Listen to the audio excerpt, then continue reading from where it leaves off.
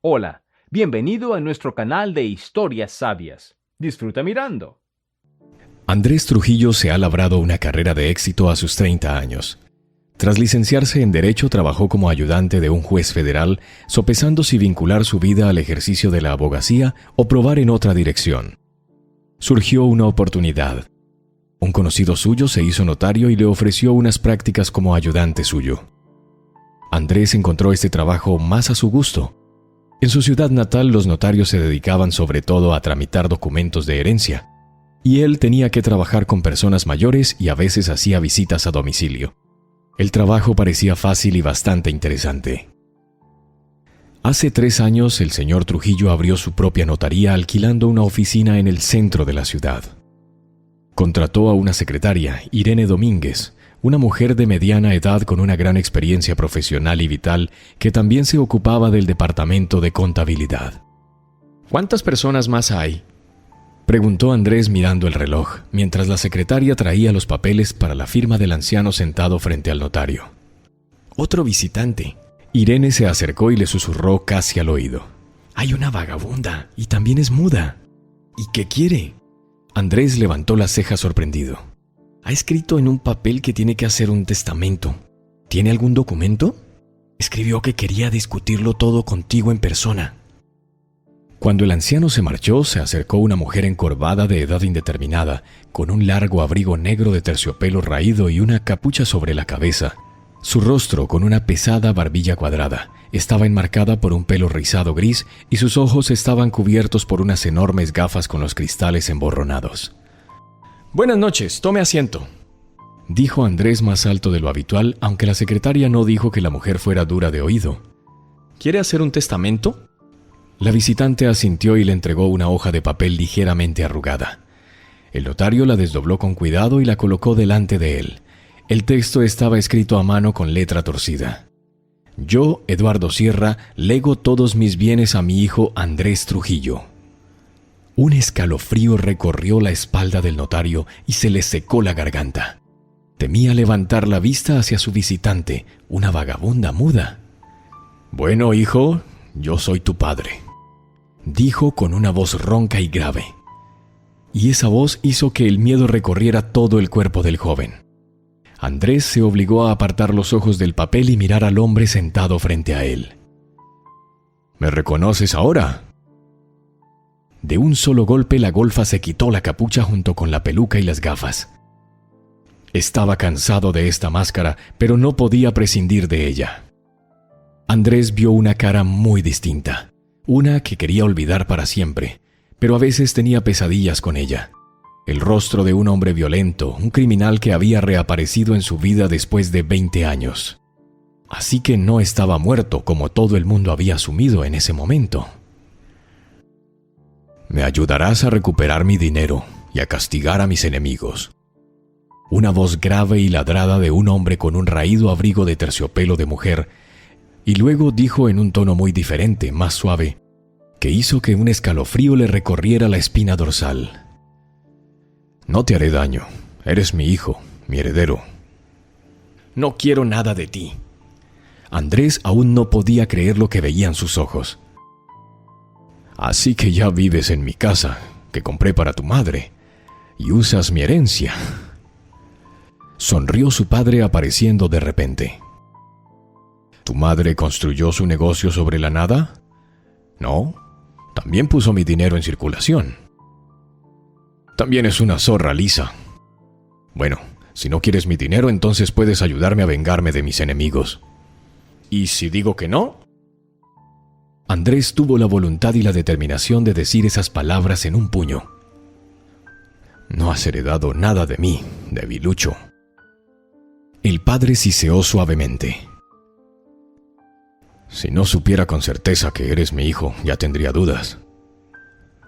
Y entonces le ladró: «No tienes elección». Se levantó de la silla y con los hombros erguidos se cernió como una roca sobre la mesa. «Necesito esto. Y será mejor que obedezcas.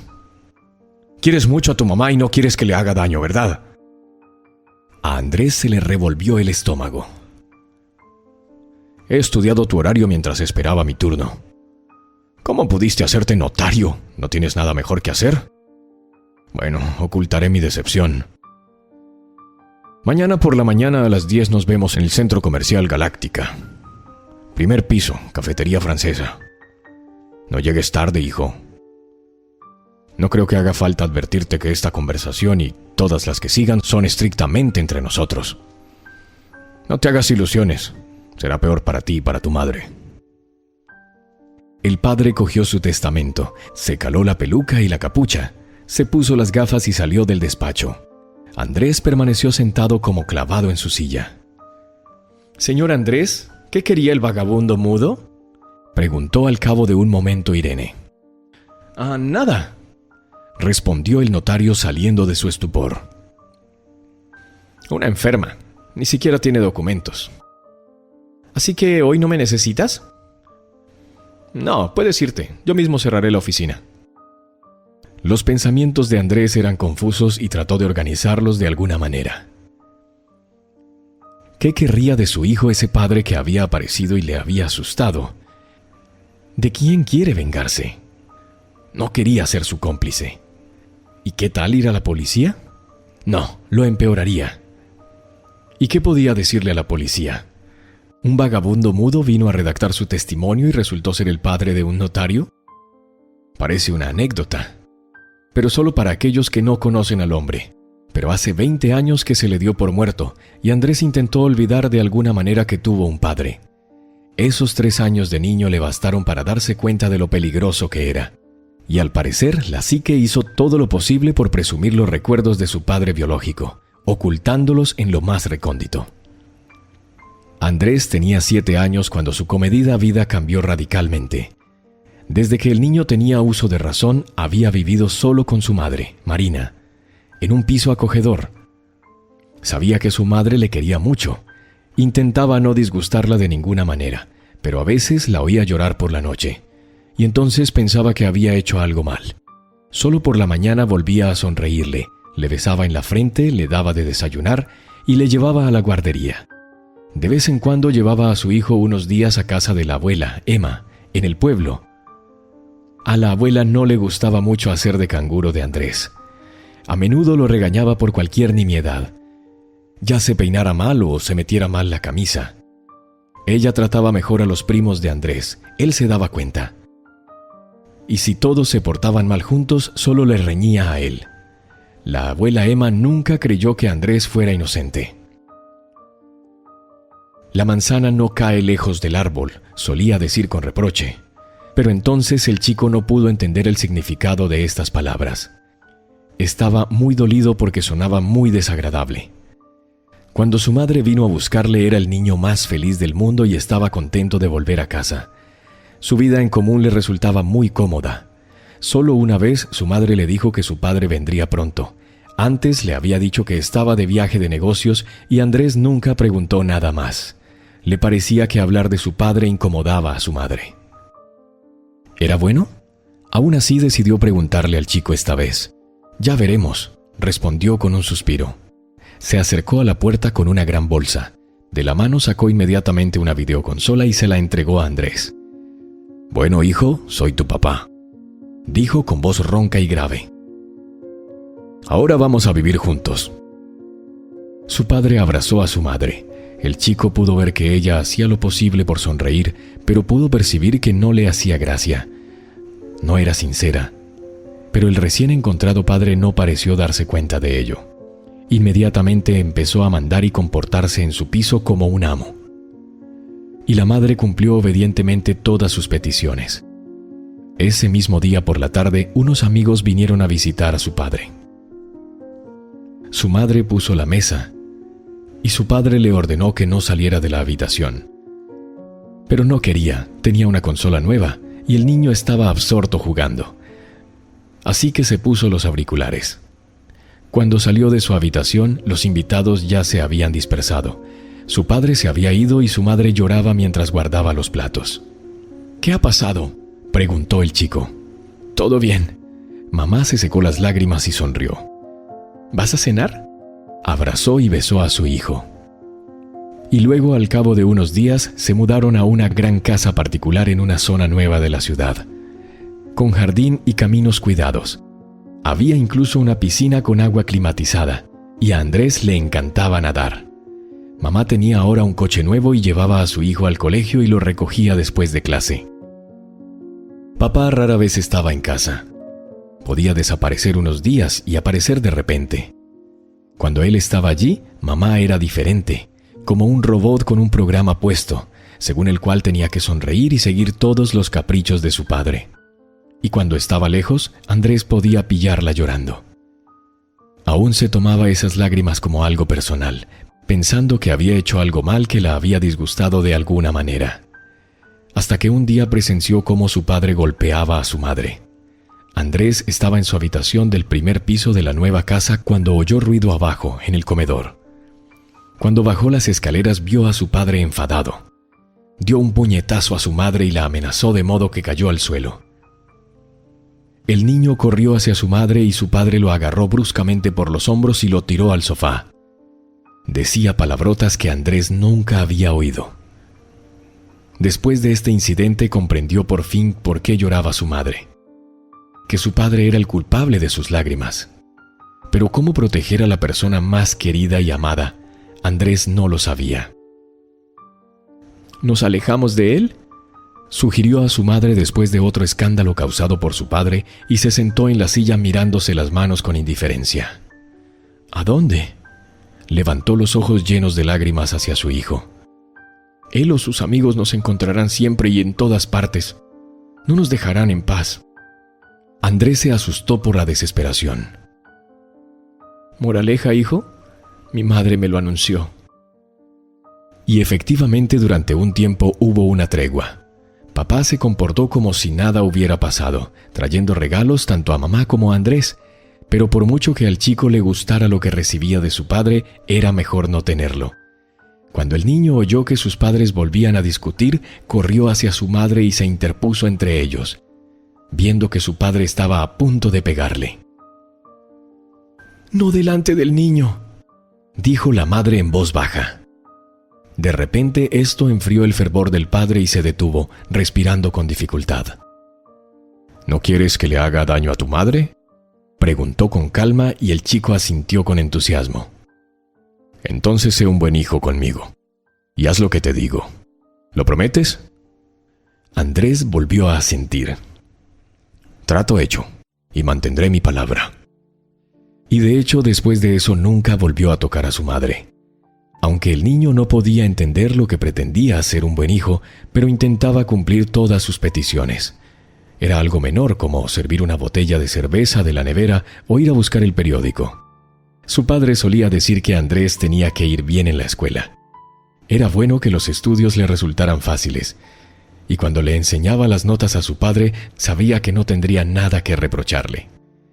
Ahora, cuando su padre se enfadaba, lo que podría ocurrir tras una conversación telefónica, iba al garaje y golpeaba con los puños en el saco de boxeo que había colgado allí. Y con razón dicen que un hombre se acostumbra a todo, y Andrés debió acostumbrarse así a su padre. Pero un día, su madre trajo a Andrés del colegio y luego fue a la tienda en el coche porque se le había olvidado comprar algo. El chico dijo que quería descansar y se quedó dormido en su habitación. Se despertó por el ruido y los gritos. Se le encogió el corazón. Pensó que su padre había roto su promesa y volvía a hacer daño a su madre.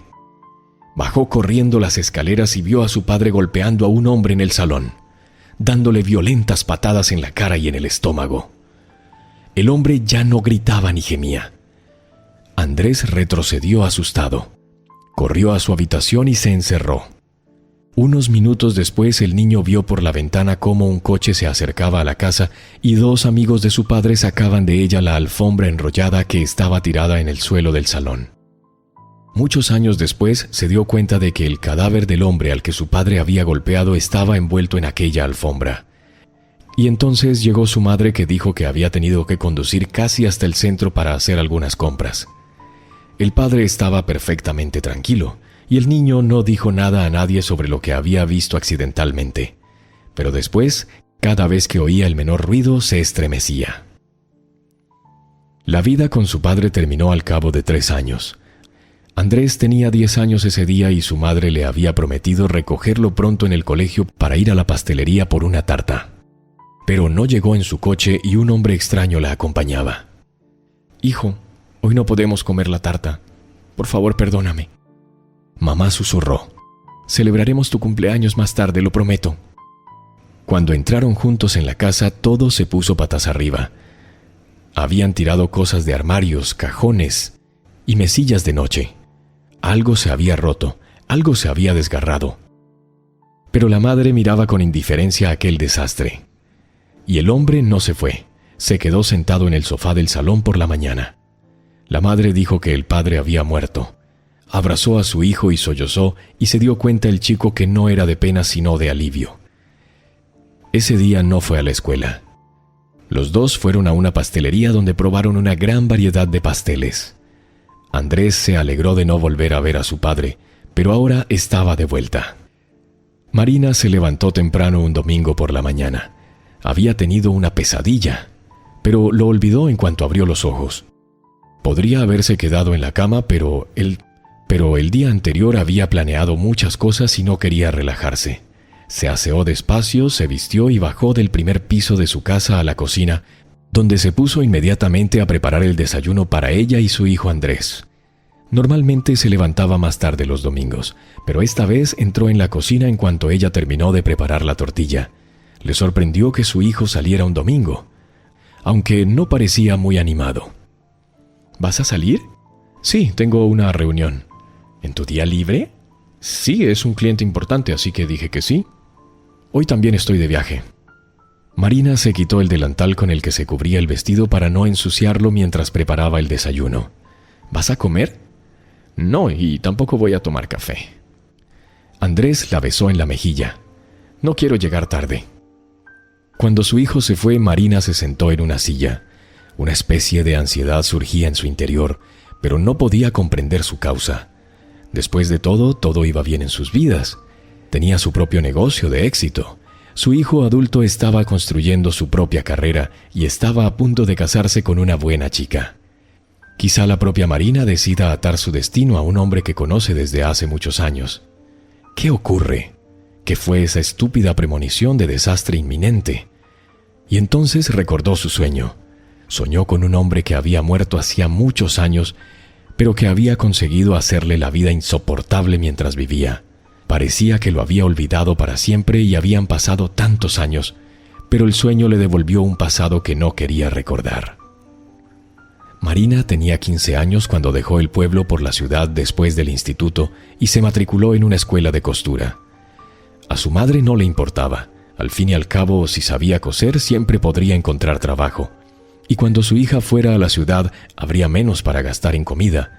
Al fin y al cabo, sus hijos menores estaban creciendo y corrían tiempos difíciles, la crisis. Sus padres trabajaban en una granja, pero las cosas empeoraban allí cada día.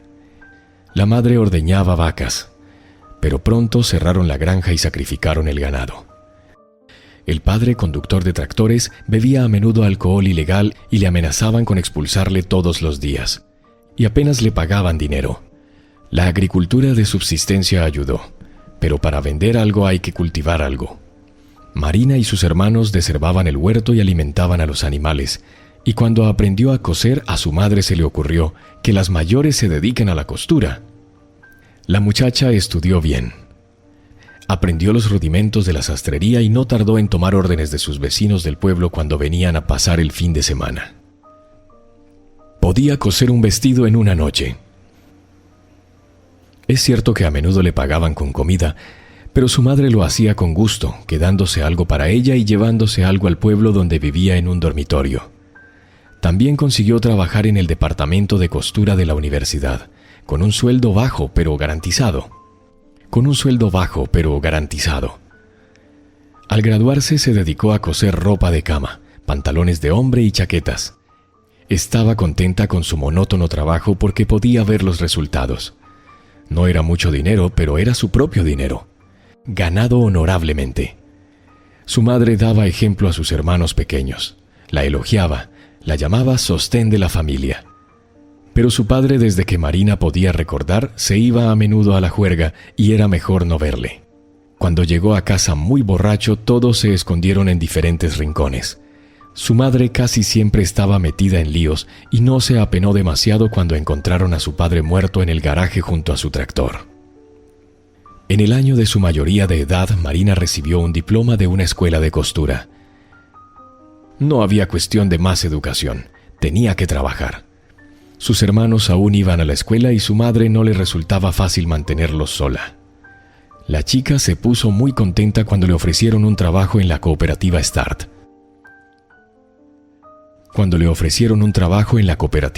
Cosiendo chaquetas de un tejido comprimido de moda. También tuvo suerte de conseguir alojamiento.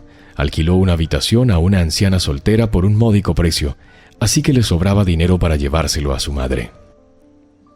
El propietario de la cooperativa, Carlos Sierra, un hombre sombrío de 30 años, valoraba a las costureras ejecutivas. Marina batía todos los récords de costura. Podía coser de 3 a 4 chaquetas en un día a partir de un corte ya hecho. Dependiendo de la complejidad y la calidad, nunca se resentía.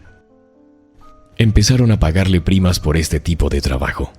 Entonces un día el hermano menor de Carlos, Eduardo, al que por alguna razón llamaban el artista, apareció en la sala de costura de la cooperativa. Parecía un actor de cine extranjero, alto, ancho de hombros, con rasgos afilados pero regulares y penetrantes ojos marrones. Iba vestido con sus mejores galas, bien afeitado y perfumado, con el pelo a la moda.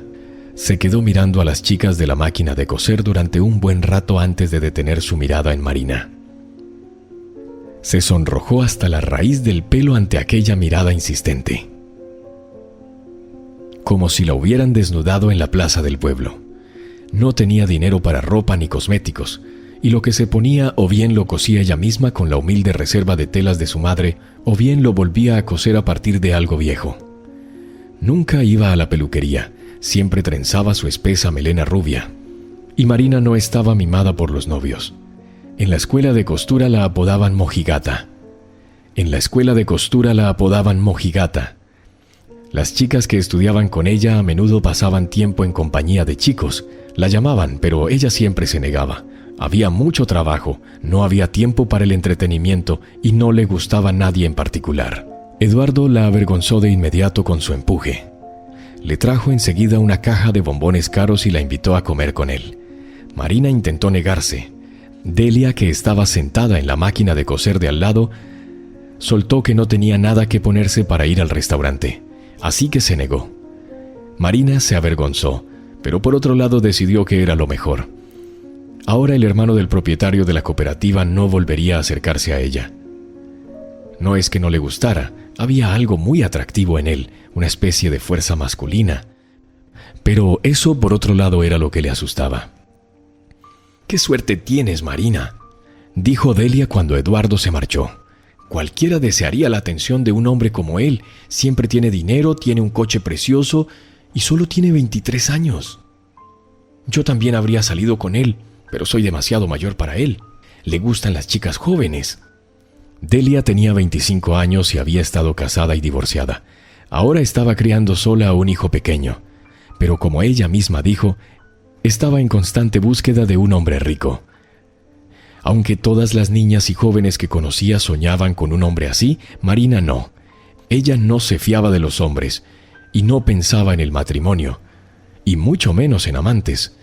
No tenía experiencia en esos asuntos. ¿Para qué iba a necesitar Eduardo a una mujer tan inepta si tenía dinero? Había muchas chicas más guapas que Marina que estarían encantadas de pasar tiempo con él. Solo un par de horas más tarde, Eduardo trajo un gran paquete de marca que contenía un vestido de noche, zapatos, cosméticos e incluso ropa interior. La chica se sonrojó más que nunca, y él le dijo que ahora no aceptaría negativas, que la recogería por la noche y conocía su lugar de residencia. Aquella tarde la vida de Marina comenzó a cambiar rápidamente y ni siquiera intentó resistirse, como una mosca atrapada en la red de una araña y paralizada por su veneno. Después del restaurante había una habitación en un hotel ostentoso, y por el vino que bebió, el miedo a Eduardo retrocedió un poco. El tipo era a la vez asertivo y amable, brusco y cariñoso al mismo tiempo, y Marina parecía dejarse llevar por la corriente de un río turbulento. Por la mañana, su hombre le dijo que no volvería a casa de su abuela. Ahora tenía un piso donde podía vivir con ella. Ella tampoco tendría que trabajar, ya que él se ocuparía de ella a partir de ese día. Y ya había hecho los arreglos necesarios con su hermano. Cuando Marina acudió al taller de costura por su ropa, todas las chicas, y especialmente Delia, la miraban con indisimulada envidia. Marina acudía con menos frecuencia a casa de su madre y sus hermanos en el pueblo. Dijo que había encontrado un trabajo y que la mantenía ocupada incluso los fines de semana, pero que aportaba más dinero y también ropa nueva para los niños. Así que su madre estaba contenta con ello. «¿Qué conjuntos tienes, hija?». Su madre miró a Marina con admiración. «Pareces una reina, no te fuiste a la ciudad por nada y no estudiaste por nada». Mamá no sabía lo de Eduardo en ese momento. Marina no tenía prisa de decírselo en ese momento, recordando que era de moral estricta. La cohabitación ciertamente no habría sido aprobada, y la chica pensó que estaba en un cuento de hadas. Todos los días cenaba en un restaurante. La nevera rebosaba de manjares y el armario estaba lleno de ropa nueva. ¿Qué hacía Eduardo? ¿De dónde sacaba el dinero y demás? Marina ni siquiera pensó en ello. Hizo confortable el piso donde vivía. Aprendió a cuidarse y se limitó a vivir disfrutando de la prosperidad. Hizo confortable el piso donde vivía. Aprendió a cuidarse y se limitó a vivir disfrutando de la prosperidad sin preocuparse por fin del mañana. Un par de meses después, Eduardo presentó a Marina a sus amigos. Vinieron a una fiesta de Nochevieja en la enorme casa de alguien. El día anterior le había regalado a Marina un largo abrigo de piel y un collar de diamantes increíblemente hermoso. Llevaba un vestido largo hasta el suelo y tacones de aguja. «¡Estás increíble!». Eduardo estaba entusiasmado. «Mira, no coquetees con nadie, soy celoso», dijo bromeando, y Marina se sonrió sin saber cómo acabaría esa fiesta. Cuando entraron, todos saludaron a Eduardo con fuertes aplausos. Él presentó orgulloso a Marina a sus amigos y todos los ojos se posaron en ella. Había otras chicas guapas en esta compañía, pero durante toda la velada todos mantuvieron sus ojos fijos en ella. Marina estaba muy incómoda. Sonreía a los amigos de Eduardo solo por educación, pero cuando su hombre se iba a algún sitio, uno de los chicos cuyo nombre Marina no recordaba intentaba abrazarla. Estaba muy borracho, pero aún con fuerzas. Así que no consiguió librarse inmediatamente de sus incesantes manos. En un momento, aquel tonto insistente ya estaba tirado en el suelo, derribado por un puñetazo de Eduardo, que inminentemente agarró a Marina del brazo y la arrastró hacia la salida. Cuando llegaron al porche, le dio una bofetada en la cara y la miró con rabia, agarrándola por los hombros con un apretón mortal. «¡Te dije que eras celoso!». Sacudió su frágil cuerpo y cuando la soltó, Marina se tambaleaba sobre sus pies. El tacón de sus zapatos se rompió y la niña cayó del porche a la nieve. «No fue culpa mía». Las lágrimas corrían por sus mejillas. «Intenté». «¡No deberías haber torcido el culo!», gritó Eduardo. «No puedo dejarte sola ni un minuto. ¡Sube al coche!». La agarró del brazo y la sacó del montón de nieve en un santiamén. Era la primera vez. En aquel momento, Marina aún no había comprendido que el hermoso cuento de hadas había terminado. ¿Por qué pensaba que no viviría como su madre? Que su hombre no solo le daría las bendiciones de la vida, sino que no le pondría un dedo encima. ¡Qué equivocada estaba! Y entonces la vida se convirtió en un sube y baja. A veces Eduardo le llevaba en brazos, hablándole de amor y colmándola de regalos, y otras veces encontraba una excusa para golpearla, humillarla, pisotearla. Marina no sabía cómo acabaría cada nuevo día con Eduardo, cuya voz grave y ronca hacía que su corazón palpitara a veces de amor y más a menudo de miedo. Más de una vez pensó en huir de él e incluso empezó a recoger el dinero y las joyas que él generosamente le regalaba en una caja de hojalata de galletas de azúcar, con la esperanza de que algún día escaparía. Pero pronto se dio cuenta de que estaba embarazada. Cuando Eduardo se enteró, la abrazó y la hizo girar por la habitación. ¡Vas a dar a luz a mi hijo!, se regocijó. No pondré un dedo encima a la futura mamá, y soy capaz de cumplir mi palabra. Marina no podía compartir su alegría. Pero no estamos casados. ¿Cómo voy a enseñar la barriga en el pueblo? Mi madre no me dejará entrar. Nos casaremos, pero más tarde. Ahora tengo un trabajo que hacer. Eduardo se lo pensó un momento. Podemos celebrar la boda en tu pueblo y luego oficializar el matrimonio. Pero tu madre no tiene por qué saberlo. Pensará que ya hemos formalizado la relación. A Marina no le gustaba el espectáculo, pero era mejor así que nada. Al menos todos en el pueblo sabrían que estaba casada y nadie le pediría papeles. Cuando Eduardo y su hermano llegaron al pueblo, todos los vecinos se reunieron para mirar. Los ojos de mamá estaban llenos de regalos. Hasta la boda estuvo alabando a su futuro yerno sin sospechar cómo acabaría esta celebración. Eduardo no escatimó dinero ni para el vestido ni para la comida. Le dio a Marina un fajo de billetes y le dijo que le daría tanto como necesitara. Tal vez debería haber huido con el dinero en ese momento, pero ahora Marina lo entendía. No podía dejar a su madre y a sus hermanos. ¿Y durante cuánto tiempo sería suficiente el dinero para ella y el bebé? Y si Eduardo la hubiera encontrado más tarde, ¿qué pasaría entonces? No quería ni pensar en eso. Decidió que se casarían, aunque fuera de mentira y luego de verdad.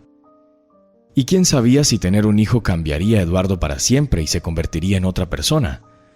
A Marina le pareció que había tanta gente reunida en el patio de su casa del pueblo como la que no había vivido en su localidad jamás.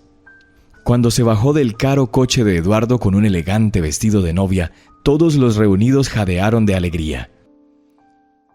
Marina sonreía feliz. Desde la ciudad, además de los recién casados, llegaron el hermano del novio y su esposa, y sus 2 amigos. Sabían que no era una boda de verdad, pero todos los aldeanos no lo sabían.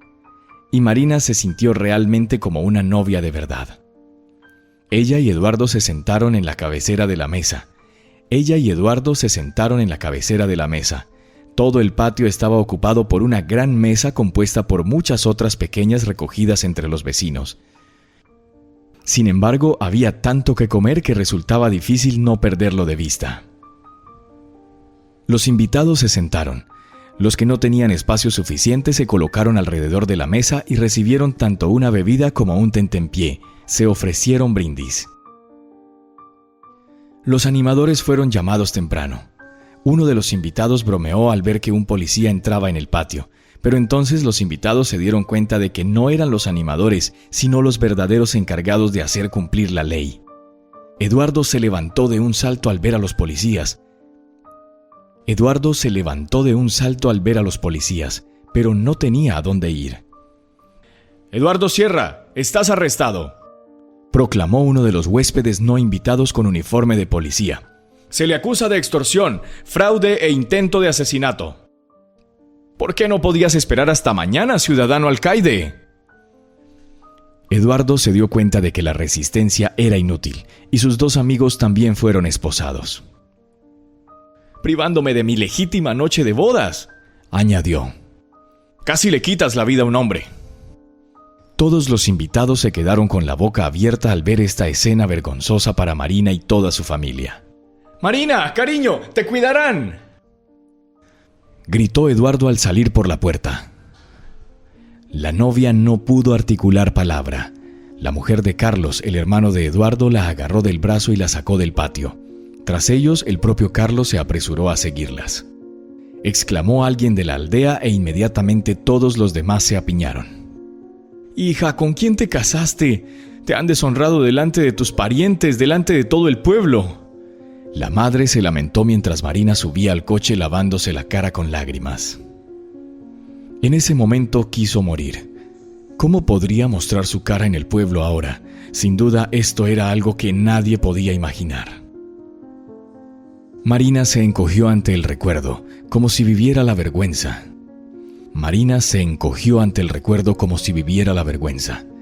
Se levantó rápidamente, fue al espejo, se alistó el pelo, cogió el bolso y salió de casa. Subió a su coche y se dirigió al centro de la ciudad. Tuvo que parar en el almacén para ver lo que quedaba de las telas y también en el taller. Se trabajaba constantemente, incluso los fines de semana. Las tareas rutinarias devolvían la calma a sus pensamientos. Eduardo fue condenado y enviado a prisión durante 7 años, pero como había prometido, Marina estuvo vigilada por sus amigos todos estos años. Le llevaban dinero y comestibles y la acompañaban a la cárcel. La primera vez, cuando Andrés tenía 2 años, se quedó con la familia de Carlos, el hermano de Eduardo, y entonces este deber Marina tenía que cumplirlo 2, si no 3 veces al año. Se sentía como una marioneta indefensa. Pero siguió viviendo así, no solo por el bien de su hijo, sino porque no sabía cómo podía cambiar su vida. Cuando Carlos Sierra se marchó al extranjero, Andrés tenía 5 años, y Marina tuvo que pedirle a su madre que cuidara a su nieto unos días mientras ella iba a visitar a Eduardo a la cárcel. Después de la infame boda, Marina no volvió a aparecer por el pueblo hasta ese día, pero su madre fue a verla en persona una semana más tarde cuando necesitó dinero, y la hija le dio la suma necesaria, y después la madre vino al menos una vez al mes, como para ver cómo estaba, y Marina comprendió que si no necesitara el dinero no estaría en el piso de su hija. Su madre no la reprendió, solo bastó el silencioso reproche en sus ojos. Antes estaba orgullosa de su hija, pero ahora se avergonzaba y eso no iba a cambiar. Andrés fue dejado por su madre con el corazón encogido en casa de su abuela. Marina lo traía ella misma con uno de los amigos de Eduardo cuando dejaba a su madre dinero y regalos. Luego lo llevaría a casa y se marcharía inmediatamente procurando no encontrarse con ninguno de los aldeanos. No era difícil adivinar lo que decían a su paso. Luego recogió a su hijo que siempre pedía que no lo llevaran más a casa de su abuela. A Marina le dolía especialmente, pero le entristecía aún más pensar en lo que ocurriría cuando Eduardo volviera de la cárcel. Ella realmente no quería casarse con él ahora. Había dado a su hijo un apellido, y en la partida de nacimiento figuraba una raya debajo de padre. Sin embargo, Eduardo casi siempre que ella tenía una cita, hablaba de que se casarían cuando él volviera, y que el hijo tendría que ser adoptado como su verdadero padre, solo que nunca llegó a eso, de lo que Marina se alegró especialmente. De vuelta de la cárcel, Eduardo continuó con sus aventuras ilícitas con sus amigos, por lo que no tuvo tiempo para los planes de la boda. Y la propia Marina ni siquiera lo mencionó, deseando que se olvidara. Su temperamento se endureció aún más. Durante el resto de su vida no olvidaría aquellos 3 años, hasta que finalmente el destino la libró de aquel tormento. Su hijo la había visto sufrir, y cuando Eduardo murió, a ella le daba vergüenza admitirlo, pero parecían regocijarse juntos. Marina se estremeció cuando sonó el teléfono móvil. Mario sonrió y puso el altavoz. «Cariño, estoy en la carretera de camino al almacén y al taller. ¿Qué tal?» «Mar, estoy bien. Desayuné con Benita. ¿Podemos vernos en el Galaxy cuando estés libre? Te enseñaré lo que tengo para ti». «En un par de horas, entonces. En nuestra cafetería favorita, junto a la fuente de la planta baja». Mario pulsó off en su teléfono móvil y se miró en el espejo. Ya no era un pastel, bromeaba su hija Benita, pero no sobre él, claro. Papá para ella había sido el hombre más guapo del mundo. Aunque supongo que ya no. Andrés se ha hecho con ese título y si Dios quiere su hija unirá su destino a él en un futuro muy próximo. Su padre ya soñaba con entregar a Benita a su marido. Sí, el propio Mario esperaba que su amada Marina, tras la boda de sus hijos, aceptara no obstante convertirse en su esposa. Llevaban tantos años conociéndose y estaba cansado de ser amante. Quería pasar su vejez como un hombre de familia. ¿Pensó cuando vio por primera vez a esta mujer que años más tarde soñaría con casarse con ella? Desde luego que no. Por aquel entonces su mujer, Verónica, aún vivía, y las circunstancias eran tales que, por decirlo suavemente, no se pretendía ningún romance entre ellos. El mayor de policía, Mario Rulli, caminaba rápidamente por el pasillo del edificio del Ministerio del Interior en dirección a su despacho cuando oyó un interrogatorio al otro lado de la puerta. ¡Di todo lo que sepas!, gritó el policía Ferrati y añadió una palabra amenazadora. «No sé nada». Una voz de mujer respondió en voz baja. Ferrati interrogaba a la esposa del delincuente Sierra, también conocido como el artista. Un chantajista, defraudador y extorsionador. También fue acusado de intento de asesinato hace 10 años, por el que pasó 7 años entre rejas. Ha vuelto con ganas de vengarse, y anoche, al intentar detenerle en el lugar del crimen, hirió gravemente al amigo de Ferrati, un agente del barrio. La persecución en caliente no fue concluyente, y todo el mundo sabe que cuanto más tiempo pasa, menos posibilidades tienen de detener al criminal. Así que citaron a su mujer para interrogar qué podría saber sobre su paradero. Pero con este tipo de interrogatorio es poco probable que se pueda saber algo de ella. El comandante Rulli abrió resueltamente la puerta del despacho. «Ferrati, puedes retirarte. Procederé yo mismo», dijo el jefe del departamento de investigación, Mario Rulli. «Pero», comenzó el joven agente de la ley, que evidentemente quería objetar. Pero se interrumpió de inmediato al ver la mirada amenazadora de Rulli. «Obedezca». Salió rápidamente del despacho. Una joven frágil con los hombros caídos estaba sentada en una silla. Se secaba los ojos llorosos con un pañuelo. Su pelo rubio le caía hasta los hombros cubriéndole la cara. Mario Rulli cogió los papeles de la mesa y los revisó rápidamente. «Marina Trujillo. Soy el jefe de departamento de investigación, mayor Mario Rulli. Por favor, disculpe a mi joven colega. Su marido ha herido gravemente a su amigo íntimo. Está en el hospital en grave estado.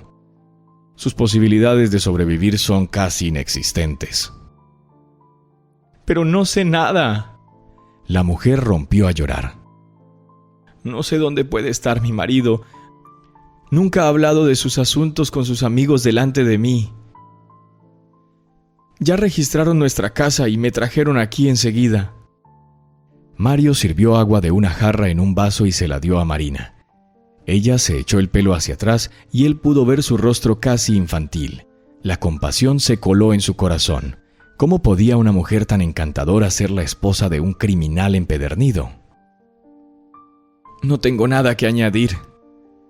Después de beber un poco de agua, se calmó un poco. «Por favor, déjame ir. Tengo que recoger a mi hijo en el colegio». «Vale, espera». Salió del despacho dejando la puerta abierta y regresó unos minutos después tras haber acordado con sus subordinados tener una emboscada en casa de Sierra. «Te llevaré allí». El mayor ayudó a Marina a levantarse. Ella se levantó obedientemente y le siguió. «Pasaré la noche en tu casa», le informó Mario Rulli cuando tras recoger al hijo de Marina del colegio entraron en la casa donde todo había quedado patas arriba por el registro. «Existe la posibilidad de que su marido vuelva. Y permiso, como comprenderás, ya no pido permiso, es mi trabajo». «De acuerdo». La mujer se quitó el abrigo y ayudó a su hijo a desvestirse. Mario preguntó si había otra forma de salir de la casa. Recorrió las habitaciones del primer y segundo piso comprobando que todas las ventanas estuvieran cerradas y volvió a bajar. «¿Te preparo un café?», preguntó de repente la casera. «No me negaré». Mario cogió su equipaje y se sentó en el sofá, examinando el salón unido a la cocina por un arco oval que no había perdido nada de su intimidad a pesar del caos. «Andrés, ve a tu cuarto, cámbiate la ropa y baja a cenar». Marina parecía tranquila. Aparentemente intentaba encarrilar su vida. Entre la vajilla desplegada de la alacena encontró una destiladera. Sacó una bolsa de café de los cajones en los que, como en todas partes, todo yacía fuera de lugar, y sus manos temblaban violentamente. «Déjame cogerlo». Mario se levantó con decisión y le quitó la cafetera a Marina, que volvió a hundirse en la silla como si hubiera perdido el equilibrio. ¿Qué pasaría si su marido entrara en casa ahora? La mujer parecía más agotada que asustada. Hay un coche fuera con mis ayudantes. No harás ninguna estupidez, ¿verdad? No, pero él mismo... Si aparece Eduardo Sierra, no intentes ayudarle. Te harás daño. Yo misma no querría volver a verle. No te puedes imaginar la pesadilla que ha sido mi vida con él estos 3 años desde que volvió de la cárcel. Lo siento por ti. Mario cogió una taza de la montaña y se sirvió café. ¿Por qué no lo dejaste? ¿Cómo? Era imposible. Durante los 7 años que estuvo en la cárcel, sus amigos cuidaron de mí. No tuve la oportunidad de huir con el bebé a ninguna parte. Pero si hubiera sabido cómo iba a ser mi vida cuando él regresara, quizás lo habría arriesgado todo por mi hijo. Volvió a llorar. Mamá, mi habitación está toda desordenada. El chico entró en la cocina. Lo sé, cariño. Marina abrazó a su hijo. Yo lo limpio todo. Tú come y haz tus deberes. Movió los platos liberando parte de la mesa. Sacó una olla de la nevera y la puso en el fogón. Mario volvió al sofá con su taza. Podía oír la voz de Marina hablando con el bebé. Parecía una buena madre, y a juzgar por el ambiente de la casa, una excelente anfitriona. ¿Por qué te involucraste con alguien así? ¿Por qué te involucraste con alguien así? ¿Fue por dinero o por un gran amor? Ni él mismo sabía por qué hizo esta pregunta cuando Marina regresó después de acostar a su hijo. ¿Cómo puedes juzgarme? ¿Qué sabes de mí? Nada, por eso pregunté. Tenía 18 años cuando nos conocimos y no tenía ni idea de qué clase de hombre era. Y cuando lo hice ya era demasiado tarde, ya tenía un hijo. Entonces, un arresto es lo que más le conviene. Si sabes algo sobre su paradero, podrías ayudar a la investigación. Podremos detenerlo antes y recibirá el castigo que se merece. Y luego volverá a mí desde la cárcel y todo el tiempo que esté encerrado tendré a sus amigos vigilándome. Ya he pasado por esto antes. Le quedan 3 personas de su banda, incluido él mismo, y todos ellos tienen algo que pagar. Y todos van a ir a la cárcel, así que no habrá quien te vigile. Realmente quiero ayudarte. Cuando su marido se iba, ¿a dónde solía ir? ¿Dijo algo sobre concertar una cita por teléfono? A veces decía, ve a Brunos, nos vemos en Brunos, pero no sé qué es. Un momento. Mario se levantó. ¿Dónde está el teléfono? Marcó rápidamente el número del departamento de policía. Envía un equipo de respuesta rápida al restaurante de Bruno. Sí, el que está a las afueras de la ciudad. Sierra podría estar allí. Esa noche el coche de Sierra calcinado fue encontrado frente a un restaurante rural. En el interior se encontraron los restos de 2 hombres. El forense concluyó que uno de ellos era probablemente el propio Sierra y el otro su cómplice Sergio Magaña. El último miembro superviviente y libre de la banda de Sierra fue detenido al día siguiente, pero el caso contra él se vino abajo por falta de pruebas y tuvo que ser puesto en libertad. Mario tuvo otros casos difíciles antes de jubilarse. Solo el de Sierra se recuerda con todo detalle, más por su esposa Marina, una infeliz intimidada. Se encontró con ella 7 años después en el estreno de una obra en un teatro local. Mario estaba con su hija Benita, de 15 años, con la que intentaba pasar más tiempo tras la muerte de su esposa, quien murió de cáncer de mama hace 2 años. Por aquel entonces, Mario seguía trabajando para el Ministerio del Interior, donde llegó a ocupar el cargo de director adjunto de operaciones, pero después aceptó un trabajo de seguridad en un banco comercial. Marina estaba con su hijo Andrés, ya mayor, y el antiguo investigador no la reconoció de inmediato.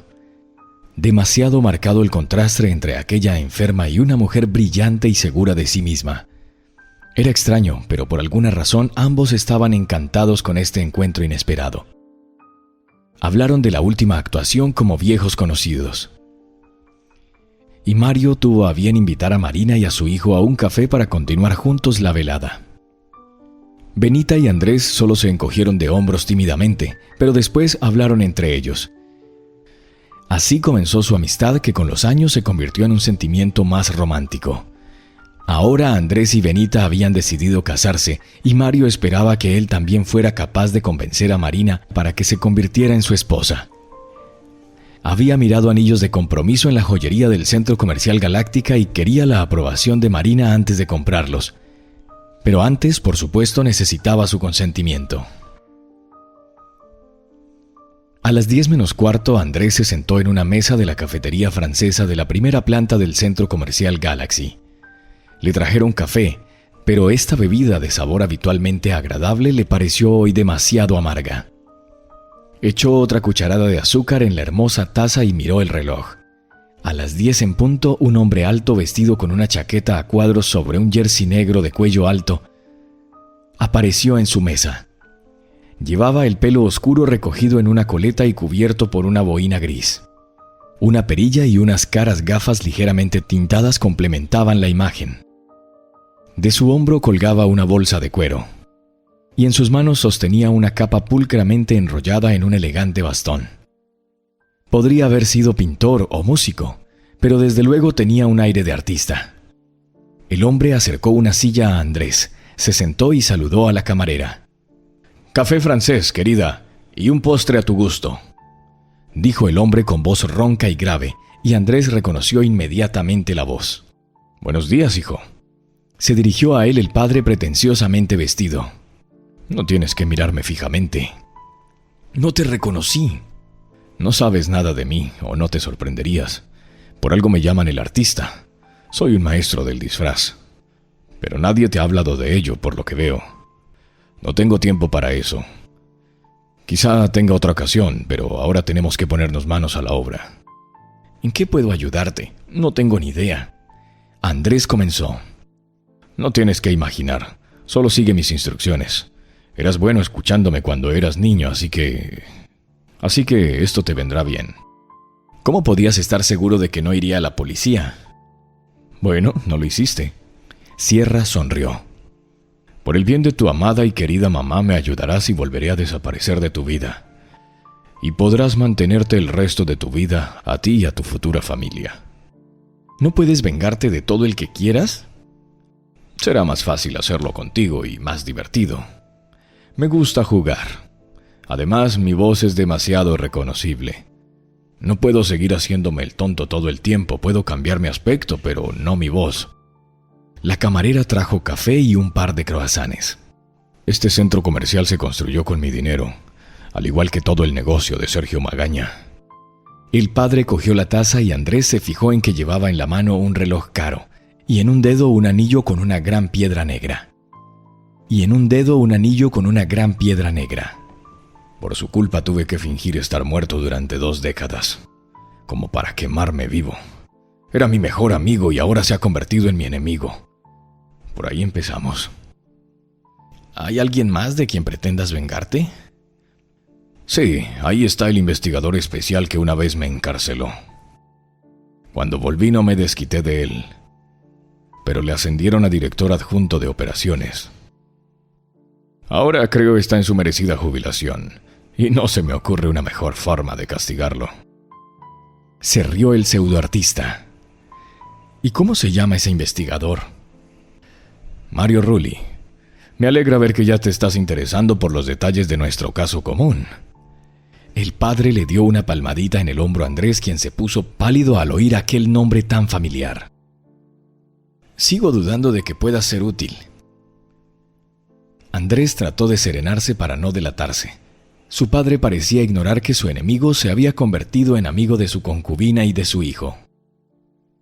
Sí, basta de esta charla repetitiva de empollones. El artista hizo una mueca. Imagínate, estamos sentados en un café francés un domingo por la mañana como padre e hijo que se han encontrado tras una larga separación. Andrés no podía compartir en absoluto la euforia de su padre. Nunca se habría reunido con él de buena gana, pero ahora las cosas estaban mucho peor de lo que había previsto. Este forájido había tramado de algún modo vengarse del padre de su prometida y del amigo íntimo de su madre. ¿Me estás escuchando? Andrés se dio cuenta de que estaba pensando y se saltó lo que estaba diciendo. Vamos a hacer esto con Magaña mañana. No sospechará nada de un clérigo. De eso estoy seguro. Así que estudia los papeles con tranquilidad y prepárate para llevarlos mañana ante notario. Nos vemos a mediodía en el vestíbulo del Capital Business Center. Eduardo Sierra sacó la carpeta de su bolso y se la entregó a Andrés. Le dio una palmada en el hombro y se dirigió a la salida. Marina caminó por el centro comercial Galáctica hasta la cafetería junto a la fuente, donde habían dispuesto para encontrarse con Mario, cuando oyó una voz ronca y grave detrás de ella. Cariño, solo después de ti. Miró alrededor asustada, temerosa, esperando ver al hombre del pasado. Pero se fijó de espaldas a ella en un hombre alto con una boina gris y el pelo recogido en una coleta. Galantemente dejó entrar a una chica en la cabina del ascensor. Marina se reprendió por haber sospechado y se dirigió a las escaleras mecánicas. Como ella esperaba, Mario ya estaba sentado en una mesa de su cafetería favorita, pero parecía preocupado. Se levantó al verla y se dirigió hacia ella. Debemos salir de aquí. ¿Qué ocurre? ¿Ni siquiera vamos a tomar café? Marina se sorprendió. Ni aquí ni ahora. Mario la cogió por el codo y mirando a su alrededor la condujo a la salida lateral del centro comercial. ¿Tienes algo que decirme? Más tarde. Mario salió del aparcamiento. Te llevaré al hotel. Puedes quedarte allí hasta mañana. Mario, ¿qué es todo este espionaje? Marina intentó bromear, aunque en realidad estaba asustada. Confía en mí. ¿Y mi trabajo? Lo decides todo por teléfono. Mario llevó a Marina al hotel propiedad de un amigo suyo. La recepcionista le entregó inmediatamente las llaves y Marina se dirigió a la puerta correcta. No vayas a ninguna parte. Pide lo que necesites en tu habitación. Estaré aquí por la tarde. Marina se sentó en la amplia cama totalmente confundida. ¿Qué está pasando? Mario nunca, en todo el tiempo que llevaban conociéndose, se había comportado como hoy. ¿Qué podría haber pasado? ¿De qué intentaba protegerla? ¿De qué podría estar en peligro? Todo lo malo que había pasado en su vida estaba relacionado con un solo hombre y llevaba mucho tiempo muerto. Aquí estaba ella recordándole de nuevo, aunque había heredado algunas cosas buenas de Sierra. En primer lugar, por supuesto, su hijo Andrés era su alegría, el sentido de su vida, su esperanza y su apoyo. Menos mal que no se parece nada a su padre. En segundo lugar, la casa en la que aún viven ella y Andrés se la compró Eduardo. Dijo que no quería meterse en la compra de inmuebles y que era un regalo para Marina por esperarle fielmente durante 7 años mientras estaba en la cárcel, como si tuviera alguna otra opción bajo la atenta mirada de sus amigos, pero ella misma pensó que se merecía tanto la casa como lo que más tarde encontró en el jardín. Un año después de la muerte de Eduardo, ella se decidió replantar el joven árbol que él, como a propósito, había plantado mal en el suelo en los primeros días tras su traslado a la nueva casa. El manzano se estaba muriendo, como si a sus raíces le faltara nutrición y humedad. Andrés estaba en la escuela cuando ella emprendió la operación de salvar el manzano.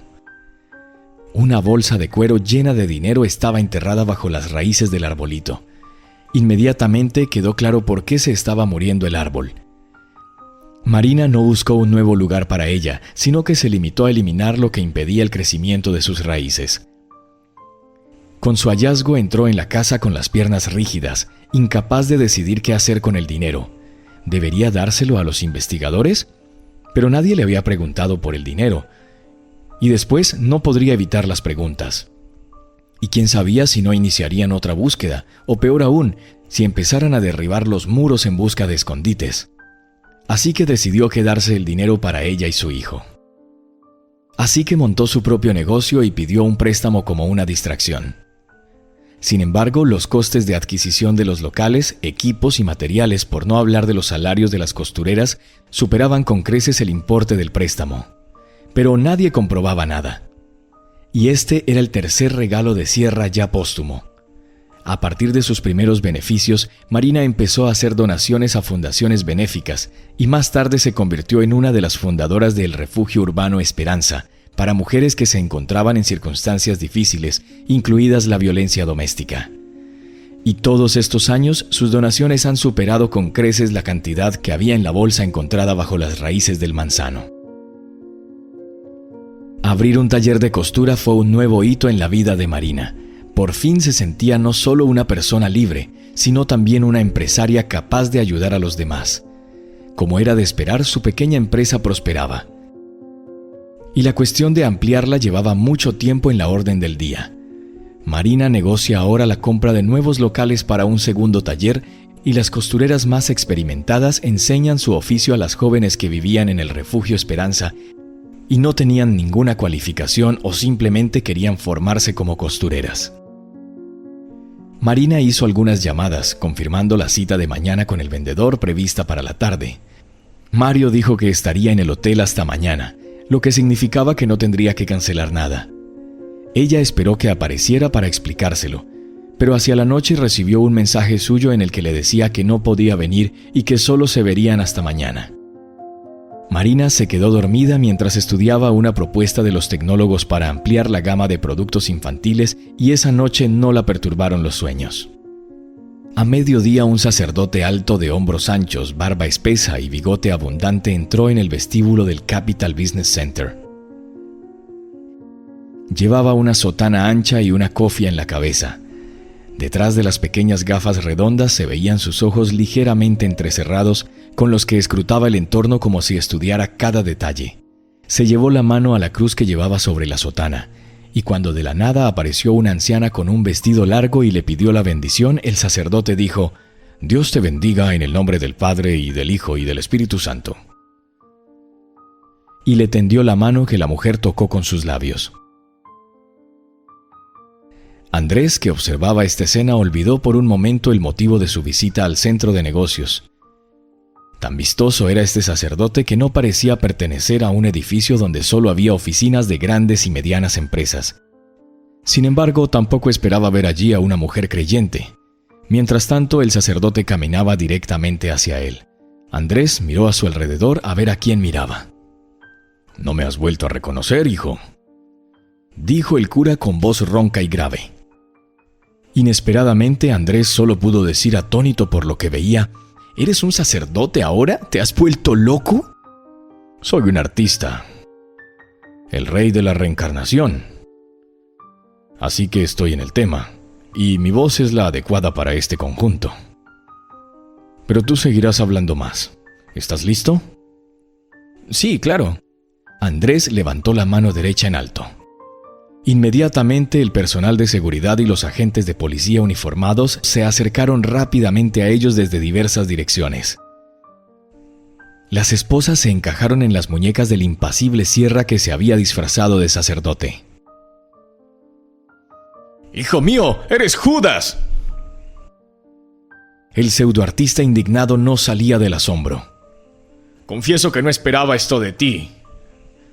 Entregaste a tu propio padre a la policía. ¿Cómo vas a vivir con eso ahora?». «Felizmente, espero». Andrés no estaba avergonzado. «Te visitaré en prisión». Cuando sacaron a Sierra, Mario se acercó a Andrés. «Hiciste lo correcto». Lo sé. Tras la detención de Sierra, Mario recogió a Marina en el hotel. «¿Ya puedes decirme qué está pasando? Intento mantener la calma, pero no lo estaba haciendo muy bien». «Tu marido muerto apareció, pero ya está bajo custodia». «¿Así que fui yo quien lo vio en la Galáctica anoche?». «Sí, se reunió con Andrés allí». «¿Cómo está mi hijo? ¿No está herido?». «No, ayudó con el arresto.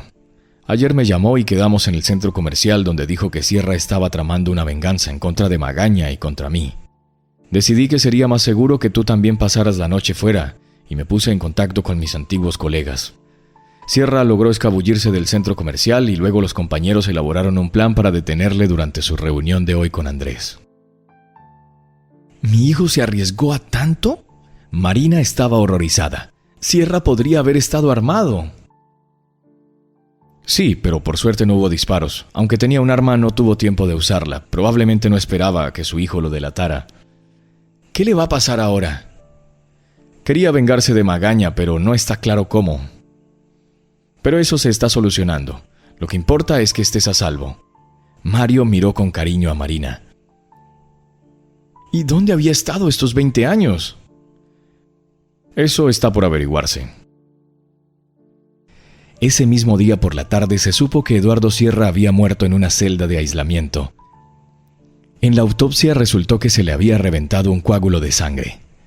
Marina pidió participar de la identificación. Quería asegurarse esta vez de que ese hombre no volvería a entrar en su vida. Marina invitó a su madre y a sus hermanos a la boda de Andrés y Benita. Uno de los hermanos se había establecido en la ciudad y el otro era agricultor en el campo. Ambos se casaron y tuvieron hijos. Ninguno siguió el camino torcido de su padre, ninguno padeció de embriaguez. «Una boda preciosa, hija», abrazó a Marina en brazos su madre al despedirse. «Has criado a mi nieto para que sea un buen hombre. Lo has educado, te has entregado a él. Puedes arreglar tu vida ahora también». La madre miró significativamente a Mario. «En el pueblo no se acuerdan de tu boda. Puedes venir a verme más a menudo». Marina acordó la invitación de su madre para el fin de semana siguiente. Caminó con Mario ahora sin pudor por el pueblo. Saludaba a todos los que se encontraba en su camino y les presentaba a su marido. El día anterior había recibido su certificado de matrimonio. El notario Andrés Trujillo terminaba su jornada mirando de vez en cuando una foto de su esposa Benita y de su hijo recién nacido en brazos. «¿Cuántas personas siguen allí?», le preguntó a Irene su secretaria cuando se asomó al despacho. «¿No hay nadie más por hoy?», respondió con una sonrisa satisfecha. «Bien». Andrés quería apresurarse a casa para abrazar a su mujer y tener a su hijo en brazos. Si te ha gustado la historia, por favor, dale un me gusta y suscríbete al canal.